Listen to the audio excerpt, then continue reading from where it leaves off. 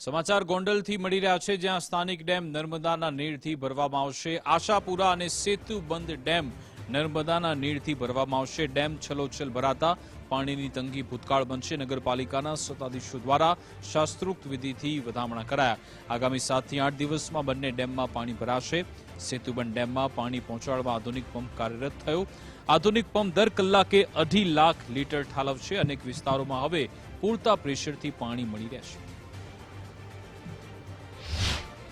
છેલ્લા 9 વર્ષથી ગોંડલના સન્માનની ધારાસભ્ય ગીતાબા અને પૂર્વ ધારાસભ્ય જયરાજસિંહ જાડેજાના અથાગ પ્રયાસોથી આ નર્મદાનું નીર આ વર્ષે પણ બીજી વખત જ્યારે પાણીની કટોકટી હોય, વરસાદનું થોડું ખેંચાવાનું હોય, આવા સંજોગોની અંદર ફરીથી નર્મદાના નીરના આજે અમે વધામણા કર્યા છે. ડેમની અંદર નર્મદાનું પાણી આવે છે, તેની સાથે સેતુબંધ પણ ભરાઈ જાય, જેથી કરીને ભગવતપરા એટલે કે વોર્ડ નંબર 3 અને 4 માં પણ કોઈને પાણીની મુસીબત ન રહે.